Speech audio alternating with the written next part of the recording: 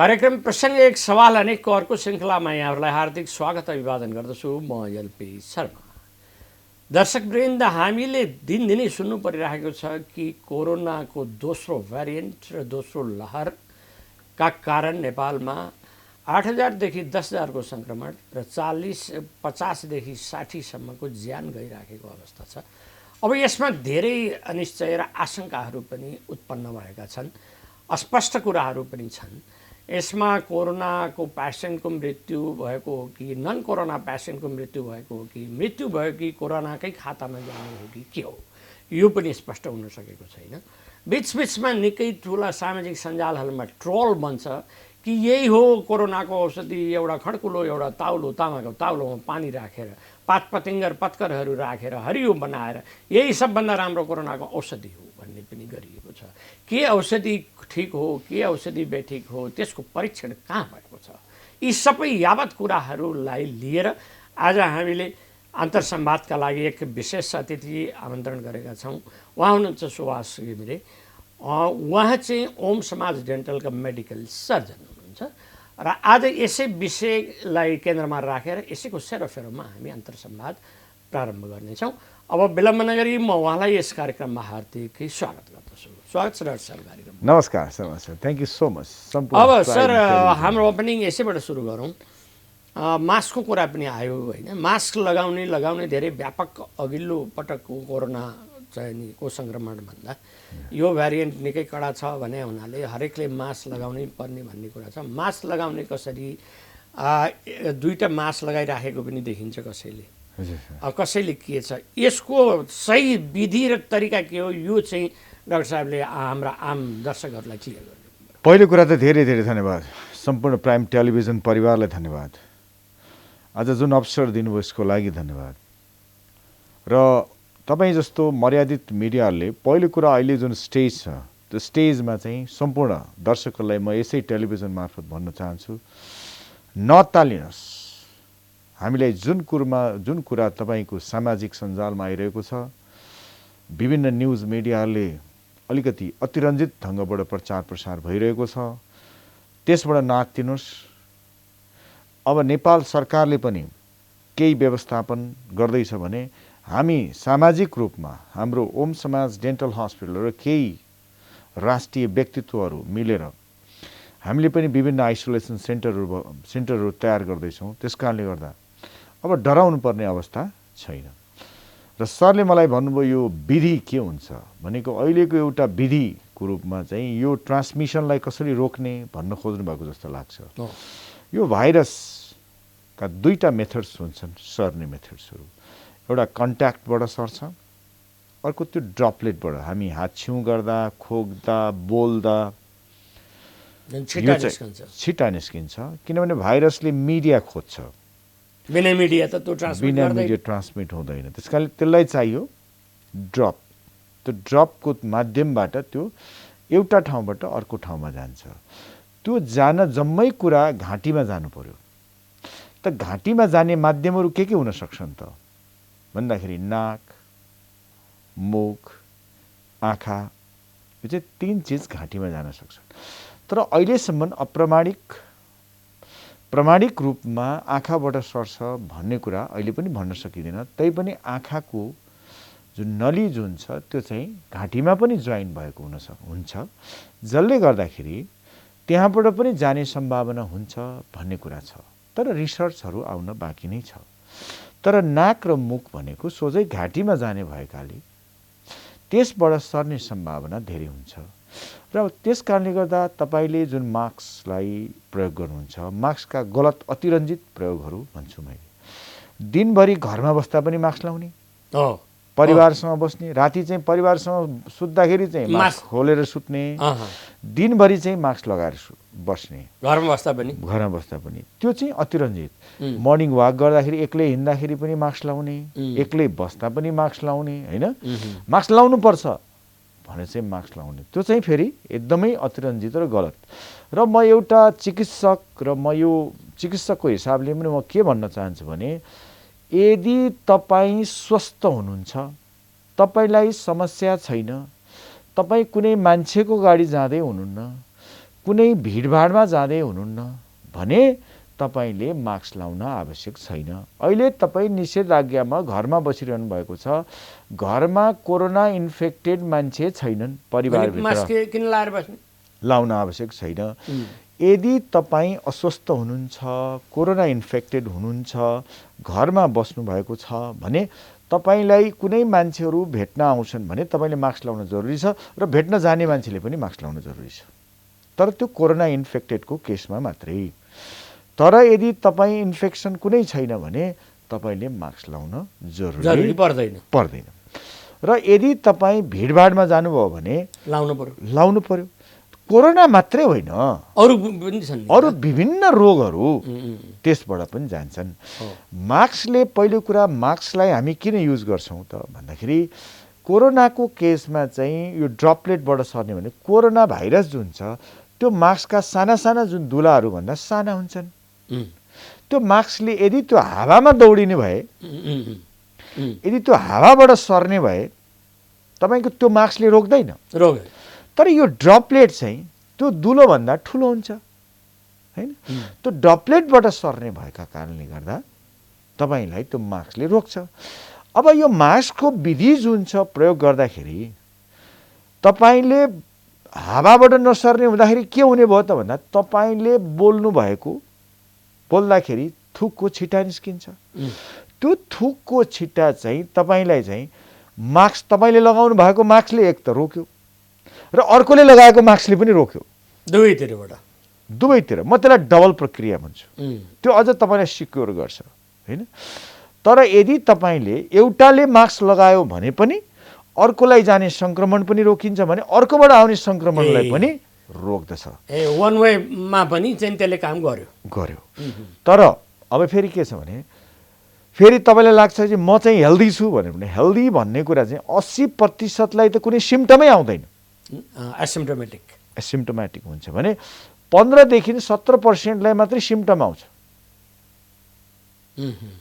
त 15 देखि 17 भनौँ न, 15 त्यो जुन 80 भन्दा बाँकी बसेकालाई सिम्टम आउने भयो।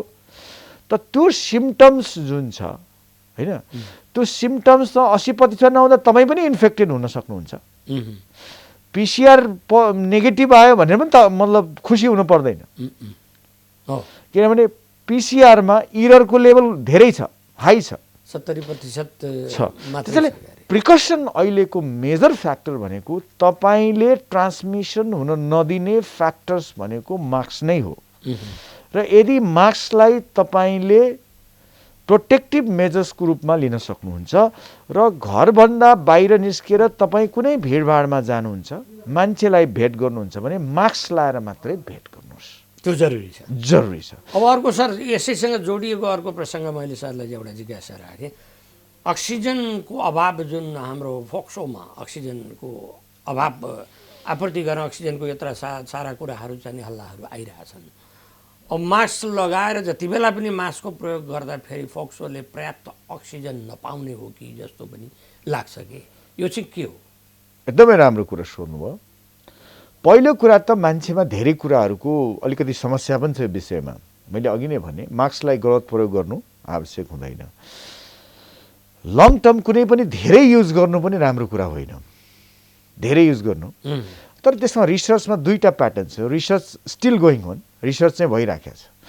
एक त तपाईँलाई हामीले जस्तो तपाईँ 2 घन्टा 3 घन्टा 4 घन्टा मास्क लगाउनुहुन्छ, मास्क लगाएर हामीले चाहिँ जुन अक्सिजन लेभल नाप्छौँ त्यसमा कुनै अन्तर देखिएको छैन। एउटा कुरा, मास्क लगाउँदा पनि अन्तर देखिएको छैन। तर अब कुरा के आयो भने केही रिसर्चहरू यस्ता छन्, यीलाई के भन्छ भने जहाँ तपाईँलाई कहाँ भनिन्छ भने मेडिकल साइन्सले 80-90% आएपछि 80-90% चाहिँ तपाईँले पोजिटिभ आउँदाखेरि त्यसलाई तपाईँले प्रयोग गर्नुहुन्छ भन्नु पर्यो क्या। मेडिकल साइन्सले भन्ने विषय त्यो हो। कम्तीमा 90% राम्रो हुनु पर्यो। जस्तो तपाईँले एउटा पारासिटामोल खानुहुन्छ ज्वरो आएर, त्यो ज्वरोले 90% मान्छेको 90% भन्दा माथि मान्छेको ज्वरोलाई कम गर्छ। द्याट्स अ साइन्स, कम गर्छ नै। तर केही मान्छेले नगर्न सक्छ। 10% बाँकी नै रहन सक्छ। 10%, 5%, 2%, 1%, तर 90% भन्दा माथि छ नि त।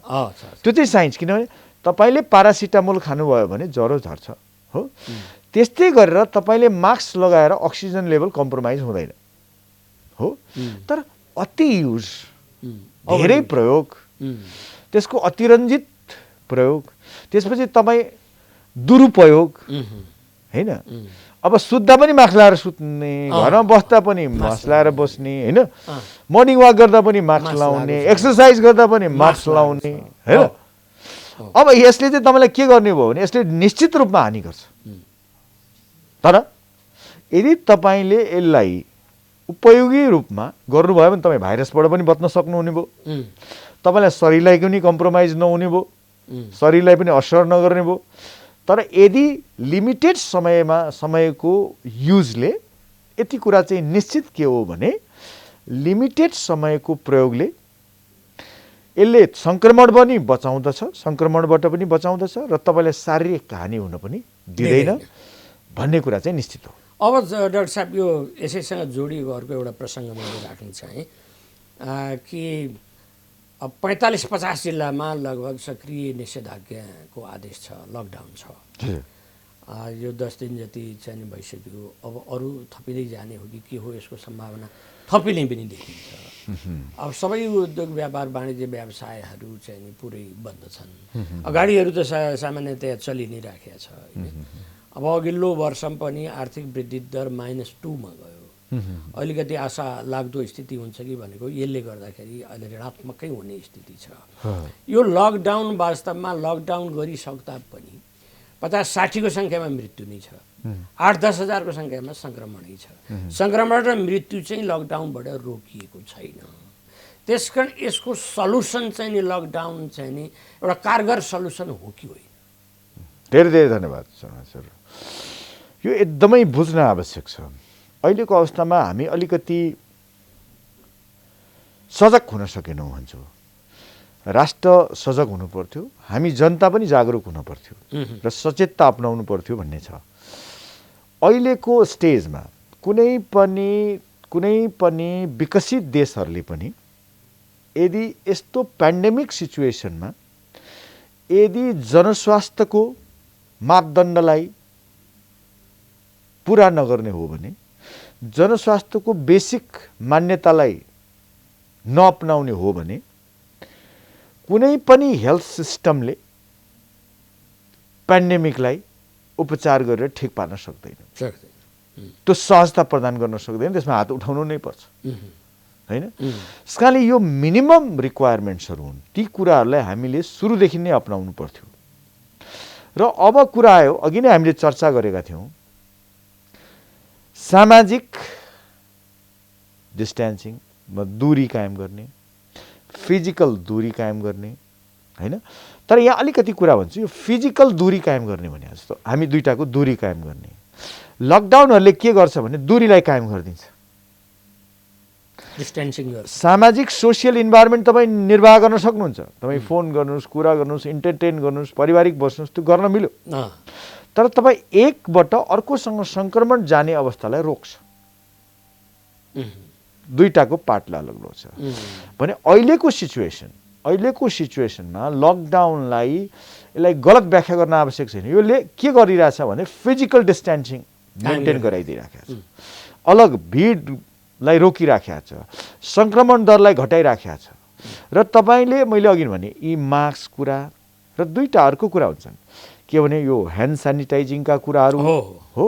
ह्यान्ड, किनभने त्यो कन्ट्याक्टबाट जाने भनेको हात, त हातको कन्ट्याक्ट कसरी जान्छ त भन्दाखेरि तपाईँले जस्तो अब यहाँ अहिले हाछिउ गरिदिनु भयो, यहाँ टेबलमा छ, त्यो मेरो जिउभरि पर्यो। तपाईँले अहिले हाछिउ गरिदिनु, मेरो जिउभरि सबै पर्यो। तपाईँले मास्क लाउनु भएको छैन, त त्यो मेरो जिउभरि पर्दाखेरि अब मेरो हात, एउटा मान्छेको हात नर्मल्ली नजा भन्दै पनि 20-25 चोटि चाहिँ थाहै नपाइकन जान्छ, मुखमा, आँखामा जान्छ। हो, इन्भलुन्टरीली गइराखेको हुन्छ। यसकारणले गर्दाखेरि के छ भने ह्यान्ड हाइजिन, मास्कको प्रयोग। अब मास्कले गर्दा मेरो मुखमा गइरहेको छैन, तपाईँको तपाईँ छिक त हानिदिनु भयो, तर त्यसले गएन, गएन। जोगावट भयो। र अब तपाईँ चाहिँ जुन अब तपाईँको एउटा गाउँ अर्को गाउँसँग कनेक्सनमा छैन कि निषेधाज्ञा छ जान सक्दैन, एउटा घर अर्कोसँग जान सक्दैन, हेर्नुहोस् है अलग अलग छ, सबलाई छुट्टे निषेधाज्ञा लकडाउनले छुट्याउने काम गर्छ, सङ्क्रमणलाई जोड्न दिएन, सङ्क्रमण बढ्न दिएन, सङ्क्रमण फैलिन दिएन होइन। जस्तो तपाईँले अहिले हेर्नुहुन्छ, जस्तो यो अहिले जुन लकडाउन भएको छ यो अझ एक हप्ता अगाडि गरिदिएको भए, अहिले लकडाउनको जुन निषेधाज्ञालाई अझ एक हप्ता अगाडि गरिदिएको भए यो स्टेज पनि आउँथेन। तर अहिलेको स्टेज भनेको फेरि प्यानिक स्टेज हो नि, फेरि रियालिटी इज डिफ्रेन्ट। अहिले पनि हामी खतरामा छैनौँ, अहिले पनि हाम्रो हेल्थ सिस्टमले भ्याउन सक्ने सम्भावना छ। यदि प्यानिक लेभलमा यहाँहरू जस्तो मिडिया, यहाँहरू जस्तो चाहिँ के छ भने र सोसियलमा डाक्टरहरूले पनि यी विभिन्न कुराहरू, डाक्टरले पनि रोएर यो चाहिँ भिडियोजहरू सार्वजनिक नगर्ने हो र मान्छेलाई आतङ्कित नपार्ने हो, अक्सिजन छैन, बेड छैन, अब त कोरोना लागेपछि मरिहालिन्छ भन्ने कुराको यदि हामीले यस मेसेजलाई यदि लैजान सक्यौँ भने पनि अहिलेको अवस्था र अहिले जुन सङ्क्रमण दर निषेधाज्ञा पछाडि एउटा स्थिर अवस्थामा छ। अब एक हप्ता पछाडि यो अवस्था कायम रहने हो भने यो डिक्लाइनेसनतिर जान्छ, यो घट्दै जान्छ, यो भर्दै जान्छ। त्यस कारणले गर्दा अलि समयलाई, यो समयले के काम गर्छ त भन्दाखेरि तपाईँले यो सिचुएसनमा पेन्डेमिकबाट एपिडेमिक र एन्डेमिक बनाउँछ भन्छौँ हामी त्यसलाई, त्यो स्टेजमा जान्छ। कहीँ न कहीँ त हुनसक्छ, तर त्यो लेभल चाहिँ कन्ट्रोलेबल लेभल हुन्छ, जसलाई सहजै रूपमा हाम्रो हेल्थ सिस्टमले भ्याउन सक्छ। नभए विकसित देशमा भ्याएन, नेपालमा कसरी भ्याउन सक्छ? हामीले कसैलाई दोष दिन आवश्यक छैन, सरकार त्यसमा दोषी छैन। अहिले तपाईँ भारतको स्थिति हेर्न सक्नुहुन्छ, तपाईँ विकसित भनाउँदा देशहरूको स्थिति हेर्न सक्नुहुन्छ, त्यो स्थिति भयावह छ। अब यही प्रसङ्गमा मैले डाक्टर साहबलाई जिज्ञासा राखेँ, भारतको कुरा डाक्टर साहबले गरिछु, विकसित देश। अब अघिल्लो यो चाहिँ यो उसमा कोरोना भाइरसको कुरा गर्दाखेरि चाहिँ यो पश्चिमा देशहरू, Europe, America, Canada, UK, Italy आदितिर चाहिँ विपत्ता सङ्क्रमण थियो। र यतातिर अलिकति अविकसित देशहरूतर्फ अफ्रिकातिर र एसियन मुलुकहरूमा पनि अलिअलि कम थियो। अहिले ठ्याक्कै उल्टो के छ भनेदेखि युरोप अमेरिकातिर निकै कम छ र यतातिरको चाहिँ नि यो इन्डिया नेपालतिर चाहिँ नि अत्यन्त तीव्रताका साथ चाहिँ नि यो अर्को सेकेन्ड म्युटेन्ट र दोस्रो लहर आइराख्नुमा चाहिँ खास के कारण रहेछ? जबकि अघिल्लो पटकदेखि नै यो कोभिडको व्यवस्थापन राम्रोसँग गर्ने कन्ट्रीहरू थुप्रै छन्। हाम्रै भुटान त्यत्तिकै राम्रो छ, सिङ्गापुरमा अहिले पनि केही पनि छैन, भियतनाममा केही पनि छैन, लाओसमा केही पनि छैन, यति राम्रोसँग व्यवस्थापन गर्न सकेका पनि छन्। तर हामी चाहिँ यसको एउटा कडा मारमा पर्नु कारण के हो? अघि नै मैले भने यो जनस्वास्थ्यको जुन मापदण्ड छ, मापदण्ड हामीले सजगता नपाएर सरकार, हामी बिर्सिन्छौँ 2072 सालमा भूकम्प आयो, बिर्सिसक्यौँ, नभए ठुलो घरमै बस्दैन थियो, बिर्स्यौँ, अब हामीले याद छैन। अब भूकम्प आएपछि फेरि याद आउँछ कि घर कस्तो बनाउनु पर्ने रहेछ, घरको कति स्ट्रङनेस चाहिने रहेछ होइन, कसरी भूकम्पबाट बच्न सकिने रहेछ भन्ने कुरा। त्यही भएर हामी लास्ट इयर 2076 सालमा हामीलाई एकखेप त्रसित भयौँ। हामीले बुझ्ने कोसिस पनि गऱ्यौँ होला, बुझ्यौँ पनि होला, तर फेरि बिर्स्यौँ। 2078 सालमा 2078 सालसम्म हामी आएर बिर्सिसकेका थियौँ, भुलिसकेका थियौँ। तर यो स्टेज आउनुमा हामी आफै दोषी छौँ। हामीले यी मापदण्डहरूलाई नअपनाउने हो भने फेरि पनि तपाईँले यो दोस्रो भ्यारिएन्ट छ, अब तेस्रो भ्यारिएन्ट, किनभने यो फ्लू भाइरस हो, यो हाइली म्युटेन्ट हुन्छ र यसका भ्यारिएन्टहरू नयाँ नयाँ भ्यारिएन्टहरू आउँछन्। त्यो भ्यारिएन्टहरू नयाँ हो नि त, हामीलाई चिन्नलाई नै समय लाग्छ र यसको भ्याक्सिनमा डिपेन्ड हुन आवश्यक छैन। यो भ्याक्सिन बन्दैन यसको। यदि भ्याक्सिन त बनेका छन्, अहिले पनि हामी भ्याक्सिन लगाइसक्यौँ होइन, तर आएपछि त त्यो भ्याक्सिन काम लागेन। प्रत्येक वर्ष तपाईँले भ्याक्सिन लाउनु पर्ने हुन्छ, बनाउनु पर्ने हुन्छ होइन। त्यो म्युटेन्टलाई काम गर्नलाई, त्यो भ्यारिएन्टलाई काम गर्नलाई फेरि बनाउनु पर्छ। त्यस कारणले गर्दाखेरि यसको भाइरस, जुन भाइरस छ यो चेन्जिङ जुन भइराखेको छ, यसबाट तपाईँले म भ्याक्सिन लाएर ढुक्काउँछु भन्ने पनि छैन, अवस्था छैन, ढुक्क हुने अवस्था पनि छैन। त्यस कारणले गर्दाखेरि हामीले सकेसम्म मैले के भन्छु, के अनुरोध गर्न चाहन्छु भने अहिले चाहिँ तपाईँले प्रिकसन गरौँ। यदि प्रपर रूपमा प्रिकसन गर्ने हो, यदि हो भने हामीले सजगता अपनाउने हो भने मैले सिम्पली रूपमा यसबाट जोगिने उपायहरू बताइदिन्छु। सिम्पल। तपाईँ नियमित रूपमा एक्सर्साइज योग अभ्यास गर्नुहोस्। शर्मा सर हजुर त योग अभ्यासकै मान्छे। नियमित रूपमा योग अभ्यास एक्सर्साइज गर्नुहोस्।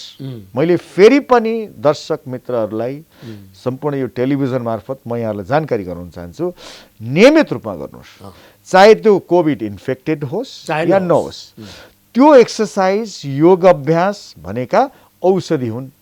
किनभने शरीर नै औषधि हो। कोभिडको औषधि अहिले पनि छैन। हामी भ्याक्सिन पनि बन्दैन, औषधि पनि छैन। त्यस कारणले गर्दाखेरि शरीर तपाईँको औषधि हो। प्रयोगशाला पनि यही शरीर हो। प्रयोगशाला पनि यही औषधि के अरे शरीर हो। त्यसैले शरीरलाई नै स्ट्रङ बनाउनको लागि नियमित एक्सर्साइज र योग अभ्यास गर्नुहोस्। अनि खानेकुरामा ध्यान दिनुहोस्। अब जथाभावी नखानुहोस्। म सिम्पल कुरा के भन्छु भने सकेसम्म जङ्क फुड, प्याकेजिङ फुड, बासी फुड, बिग्रिया फुड यस्तो चिजहरू नखानुहोस्। बाहिर खानेकुराहरू नखानुहोस्। जुनसुकै तपाईँले खाँदा सकेसम्म नेचुरल चिज। तपाईँको कौशी खेती गरेर हुनसक्छ, तपाईँको जमिन छैन, करेसा बारीमा उब्जनी गरेर हुनसक्छ।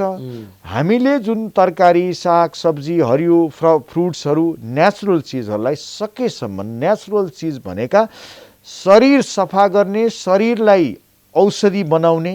हामीले भन्ने गर्छौँ शरीर आफै औषधि हो। दबाईले त दबाउने मात्रै काम गर्दछ, विषय पार्ने काम गर्दैन। त्यस कारणले गर्दा इम्युन सिस्टम, रोग प्रतिरोधात्मक शक्ति चाहिँ शरीरभित्रै हुन्छ। त्यो शरीरले नै पैदा गर्यो भने ती भाइरसहरूले केही गर्न सक्दैन। जीवनशैली पुरै प्राकृतिक हुनु पर्यो। प्राकृतिक हुनुपर्छ। अब आउने हो यी सिम्पल चिजहरूलाई अपनाउनुपर्छ।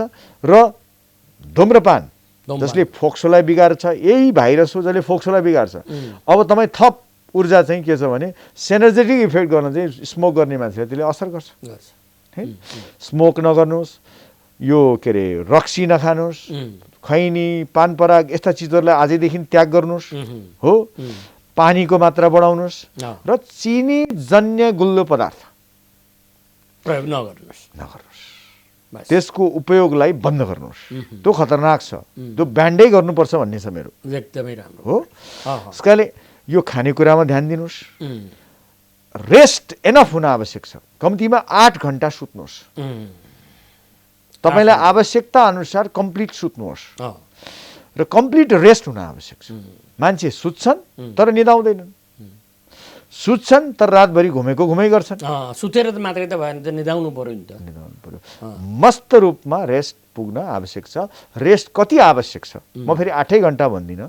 मेडिकल साइन्सले 6 घण्टाले पुग्छ, 6 घण्टा सुत्नुहोस्। 3 घण्टाले पुग्छ, 3 घण्टा सुत्नु। तर मजाले तपाईँलाई कति आवश्यक छ तपाईँलाई थाहा हुनुपर्छ नि त। र अर्को कुरा, मेजर कुरा भने घाम ताप दिनुहोस्। भिटामिन डी को लागि कम्तीमा बिहान 15 मिनट र बेलुका 15 मिनट तपाईँले घाम ताप दिनुहोस्। र अहिले सबैभन्दा मेजर फ्याक्टर भने साइकोलोजिकल फ्याक्टर्स। साइकोलोजिकल फ्याक्टर्समा चाहिँ तपाईँलाई आफूलाई खुसी राख्नुहोस्।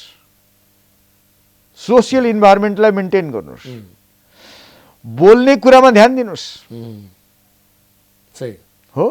र तपाईँले सकेसम्म यो चिजलाई आफूलाई सकेसम्म खुसी राख्ने प्रयत्न गर्नुहोस्। जहिले पनि खुसीताको अनुभूति गर्नुहोस्। हरेक चिजमा खुसी हुन सिक्नुहोस्, आनन्दित हुन सिक्नुहोस्। हो। र आफ्नो आत्मबललाई बढाउनुहोस्। त्यति भएपछि त यो कोरोना कहीँ नजिक आसपास पनि आउन सक्दैन। हो। र ह्यान्ड हाइजिन, यो कन्ट्याक्टबाट छ नि, hand hygiene, health hygiene, oral hygiene, मुख हाइजिन, मुखबाट सर्छ नि त, मुख हाइजिन, यसलाई मेन्टेन गर्नुहोस्। त्यसपछि मास्कको उपयोग गरिदिनुहोस्। दुरुपयोग नगर्नुहोस्। मास्कको सही ढङ्गले प्रयोग गर्नुहोस्। यदि गर्नुभयो भने यु आर सेफ, 100% सेफ। जसलाई कोरोना लागेको छ त्यसको लागि पनि औषधि हो। अहिलेसम्म औषधि केही छैन। यो तपाईले चाहिँ विभिन्न दबाईहरू खोजेर हिँड्नु त आवश्यक नै छैन। हो, हो, जरुरी छैन। जरुरी नै छैन। र निमोनिया भएका केसलाई भेन्टिलेटरमा राखेर त्यो फर्किने सम्भावनाको लेभल पनि कम हुन्छ। त्यस कारणले गर्दा रिकभरी रेट तपाईँ आफैले तयार गर्नुपर्छ, कसस हुनुहोस्। र अहिले जुन प्रिकसनको लेभलमा एउटा सामान्य कुरा भन्छु, तपाईँले कम्तीमा जस्तो 6 दिन तपाईँलाई सिम्टम निस्किएको 6 दिनदेखि 7 दिन पछाडि अलिकति डिटोरिएट हुनसक्छ। त्यो बेलामा चाहिँ तपाईँले कम्तीमा छातीको एक्सरे, सिटी स्क्यान केही गरेर हेर्न सक्नुपर्ने अथवा तपाईँले टेस्ट गरेर हेर्नुपर्ने हुनसक्छ। र आफू कसस हुनुहोस्। र त्यो बेलामा तपाईँले चेकअप गराएर यदि नर्मल स्टेजमा छ तपाईँको लङ्स भने तपाईँले डराउनु पर्दैन। यी कुराहरूलाई अपनाउनु भयो भने सुरक्षित रहन सकिन्छ। हस्, एक छोटो विश्राममा जानेछौँ, त्यसपछि फेरि अन्तर्राष्ट्रिय संवादको सिलसिलामा जोडिनेछौँ।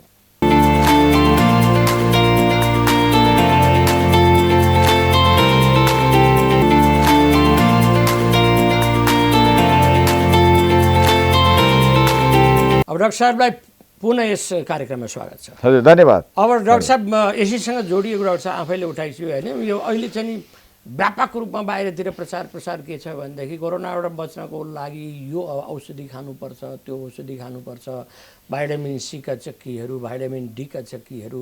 कोरोना नलागेकै अवस्थामा नि भाइटामिन सी त्यत्तिकै महत्त्वपूर्ण छ, डी त्यत्तिकै महत्त्वपूर्ण छ।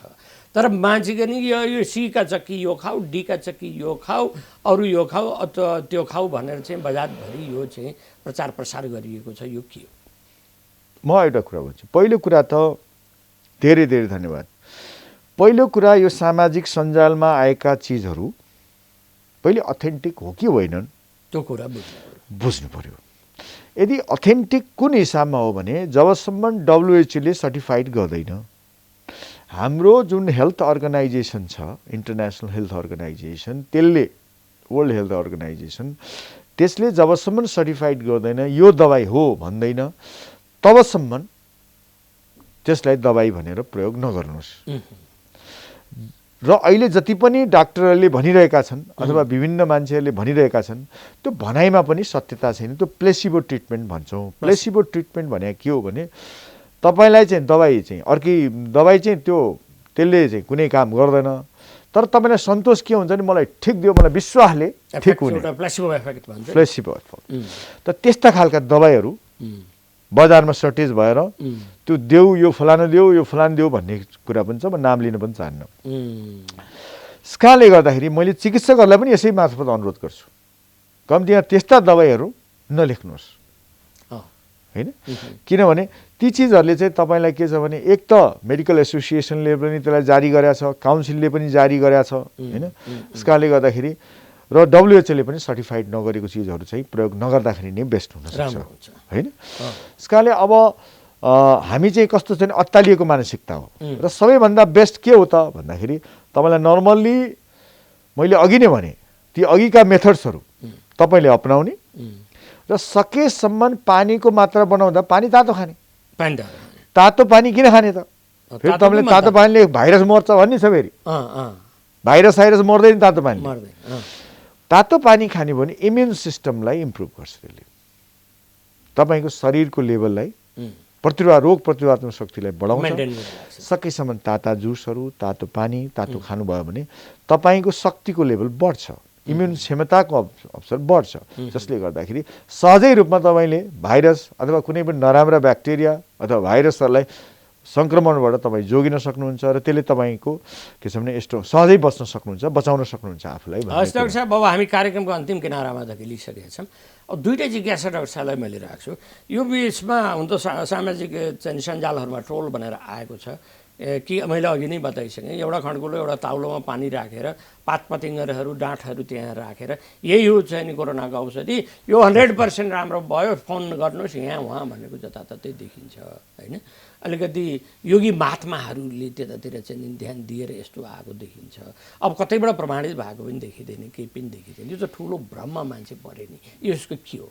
हेर्नुहोस्, एकदमै गलत हो। यसलाई तपाईँले, मैले के भन्छु भने यसको औषधि अहिलेसम्म बनेको छैन। र यो हरियो चिजहरू, मैले हरियो चिजहरूमा क्लोरोफिल हुन्छ, त्यसमा पनि अक्सिजनको लेभल हुन्छ। हरियो चिजहरूमा अक्सिजनको लेभल हुन्छ। अक्सिजन औषधि हो, अक्सिजन औषधि हो। हामीले जुन अक्सिजन लिन्छौँ, यदि अक्सिजन जुन एक्सर्साइज गर्छौँ भने एक्सर्साइजले चाहिँ अक्सिजन लेभल ब्लडबाट जान्छ, ब्लडलाई शुद्धिकरण गर्ने काम गर्छ र त्यो ब्लडको माध्यमबाट अक्सिजन चाहिँ शरीरभित्र छरिन्छ। तपाईँले हरियो चिजहरू, तुबो खानुहुन्छ, निमको पात खानुहुन्छ अथवा हरियो चिजहरू खानुहुन्छ, त्यसले शरीरलाई नराम्रो गर्दैन, राम्रै गर्छ। क्लोरोफिल भएका चिजहरू खाँदाखेरि राम्रो हो।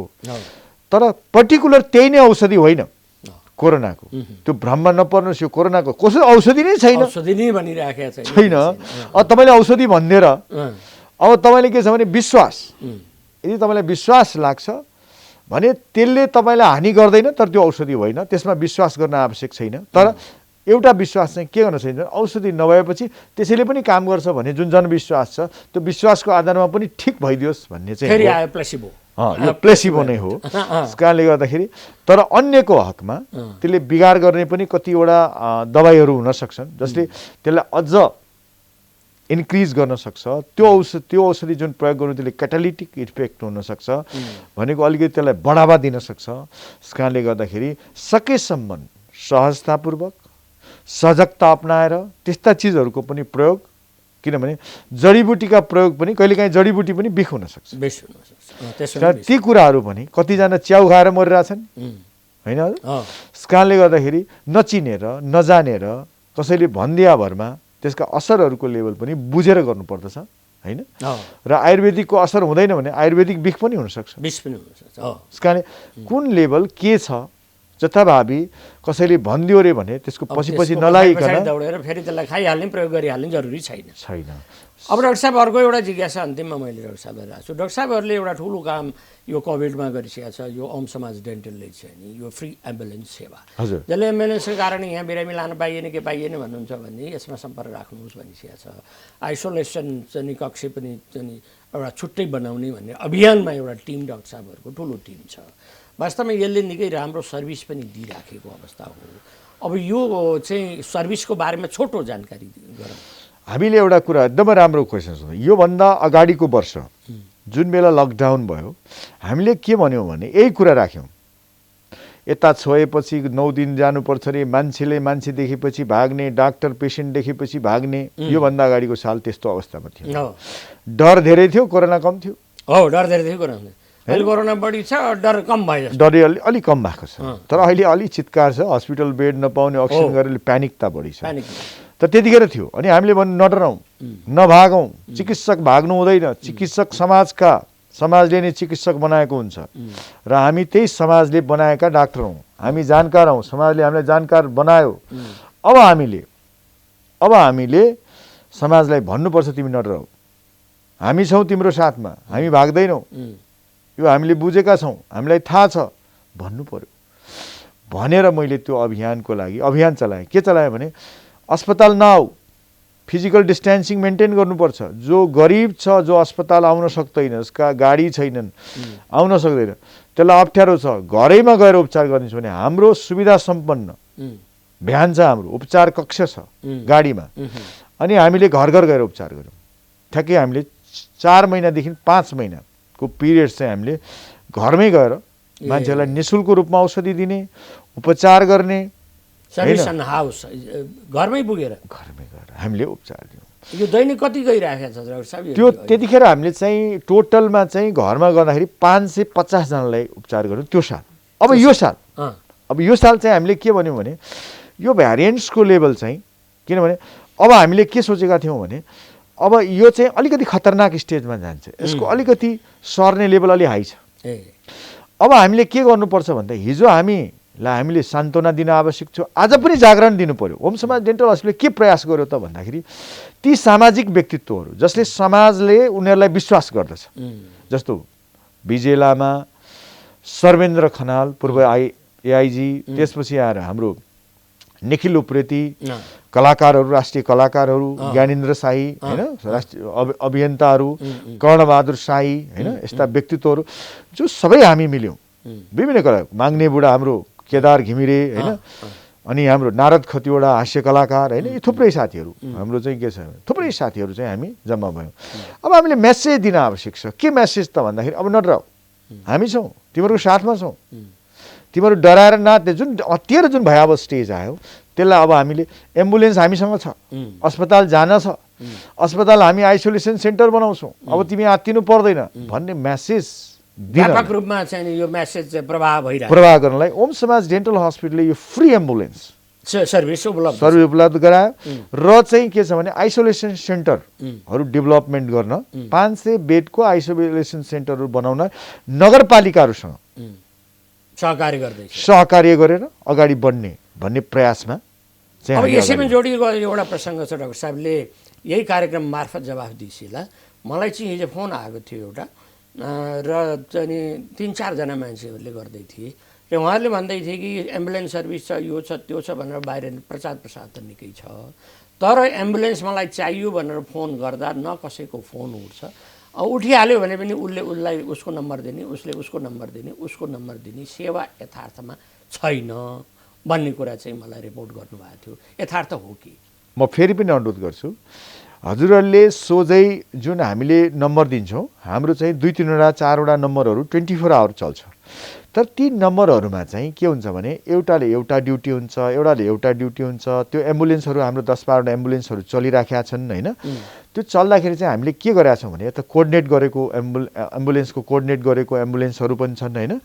हामीले जस्तो सरकारसँग 102 को कोभिड हाम्रो कोभिड स्पेसलिटी हो, त्यो निश्चित रूपमा उहाँहरूले भन्नुभएको कुरा सही हो, किनभने एउटा मान्छेलाई अब ड्राइभरको नम्बर दिनुपर्ने हुन्छ अथवा त्यो ड्राइभर चेन्ज भएको हुनसक्छ, अर्को नम्बरमा गएको हुनसक्छ, दुःख पाउनु भएको होला, तर त्यो 24 आवर छ। तर तपाईँहरूले नघबराइकन फेरि पनि म नम्बर दिन चाहन्छु, तपाईँहरूले सिधै एउटा हटलाइन नम्बर 98-513 जसलाई एम्बुलेन्सको खाँचो छ, बेडको खाँचो छ, सहयोगको खाँचो छ, हेल्पको खाँचो छ, हाम्रो ओम समाज डेन्टल हस्पिटलकै नम्बर हो यो 98-513-12-417 हटलाइन।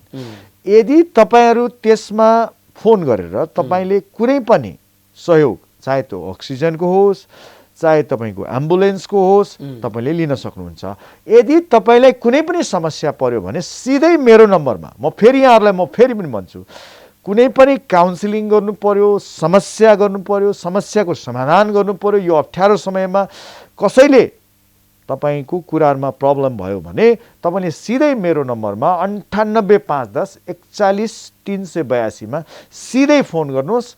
म जतिखेर पनि फोन उठाएर यहाँहरूलाई कोसिस गर्छु। यदि तपाईँले मेरो फोन बिजी भयो के भयो भने डाक्टर सुभाष घिमिरेको मेसेज बक्समा गएर तपाईँले मेसेज गरिदिनु, त्यो मेसेज पनि आन्सर दिन्छु, चाहे दिनमा होस् चाहे रातमा होस्। हस् त डाक्टर साहब, यति अत्यधिक व्यस्तताको बिचमा पनि यहाँसम्म आइदिनु भयो र कोभिडसँग सम्बन्धित र अन्य विभिन्न विषयमा चाहिँ स्पष्ट पारिदिनु भयो, त्यसको लागि मेरो व्यक्तिगत र टिमको तर्फबाट हार्दिक धन्यवाद। यहाँलाई पनि धेरै धेरै धन्यवाद। सम्पूर्ण टेलिभिजन परिवारलाई धन्यवाद जसले यो समय र अवसर दिनुभयो, यसको लागि सम्पूर्ण प्राइम टेलिभिजन र शर्मा सरलाई धेरै धेरै धन्यवाद। हस् त दर्शकवृन्द, आज हामी डाक्टर सुभाष घिमिरेसँग बसेर चाहिँ यो कोभिडले ल्याएको सन्तास र यसबाट हामीले लिनुपर्ने होसियारी र सतर्कता बारेमा कुरा गऱ्यौँ। डाक्टर साहब भन्दै हुनुहुन्थ्यो धेरै हाल्नुपर्ने, डराइहाल्नुपर्ने अवस्था केही पनि छैन। प्राकृतिक रूपमा तपाईँको जीवनशैली र रहनसहन हुनु पऱ्यो, खानपान त्यस्तै हुनु पऱ्यो र तपाईँको आचार विचार र व्यवहार पनि त्यस्तै किसिमको हुनु पऱ्यो। तपाईँ डराउनु पर्ने अवस्था पटक्कै छैन र यसबाट तपाईँ सेफ हुन सक्नुहुन्छ र कसैले केही औषधि भन्यो, सिफारिस गर्यो भन्दैमा त्यसका पछाडि पनि लागिहिँड्नु पर्दैन र यो चाहिँ नि हामीले जुन मास्क भन्छौँ त्यसको पनि अत्यधिक प्रयोग गर्नु आवश्यक छैन भन्दै हुनुहुन्थ्यो। हाम्रो ध्यान पनि यसतर्फ जानेछ र हामीले आफूलाई निकै स्वस्थ बनाउँदै र मानसिक रूपमा पनि तन्दुरुस्त बनाउने छौँ भन्ने मैले कामना गर्दै आजको यस कार्यक्रमलाई मैले यहीँ बिट मार्न चाहेँ। अर्को एपिसोडमा अर्को व्यक्तिसँग जोडिने अवश्य नै छौँ। त्यतिन्जेल प्राइम टाइम हेर्दै गर्नुहोला। हस्त नमस्कार।